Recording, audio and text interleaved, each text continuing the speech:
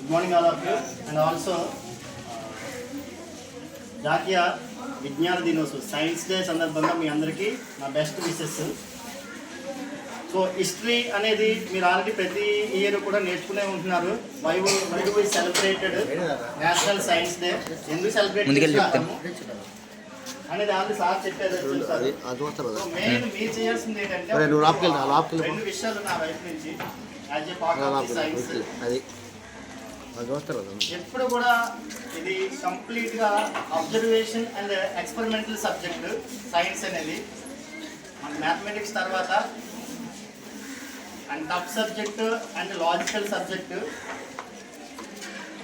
Prabhakar sir చెప్పినట్టు మీకు notes రాసేస్తారు, bundles, ఓకేనా. మీకు మార్క్స్ ఏదో విధంగా వచ్చేస్తూ ఉంటాయి. అయినా సరే మీకు unable to read and unable to right మన 10th క్లాస్ స్టూడెంట్స్ వరకు సేమ్ ప్రాబ్లమ్ అబ్జర్వ్ చేస్తున్నాం. చదవడం రాదు, రాయడం రాదు, వర్క్ ఇస్తే కనుక మీరు చేసేస్తూనే ఉంటారు. కానీ ఒక్క చిన్న విషయాన్ని కూడా ఎవ్వరూ అబ్జర్వ్ చేయరు. సో సైన్స్ ఎప్పుడు కూడా మనకి మన చుట్టూ ఉండే సరౌండింగ్స్ని ఒక డిఫరెంట్ పాయింట్ ఆఫ్ వ్యూలో అబ్జర్వ్ చేయడం ద్వారా మీ మైండ్లో ఒక క్వశ్చనింగ్ వస్తుంది. సో ఇప్పుడు ఎప్పుడైతే మన మైండ్లోకి ఆ ప్రశ్న వచ్చిందో ఆ ఆన్సర్ కోసం మనం ట్రై చేస్తూ ఉంటాం. అది బుక్స్ ద్వారా కానీ, టీచర్స్ ద్వారా కానీ, లేదా సో గూగుల్ ద్వారా కానీ, ఏదోలాగా. అందుకే ఫస్ట్ మీరు అబ్జర్వ్ చేయాలి.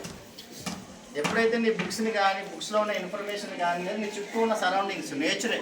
Science is nothing but nature. ఆ నేచర్లో జరిగే ప్రతి చేంజ్ని మీరు అబ్జర్వ్ చేయడం ద్వారా ఆటోమేటిక్గా మీకు తెలియకుండా మీ బ్రెయిన్ ఒక సైన్స్ వైపు నడిపించబడుతుంది. ఫర్ ఎగ్జాంపుల్ రీసెంట్గా నేను లైట్ పాఠం చెప్తున్నప్పుడు మన పిల్ల భాస్కర్ 7th E1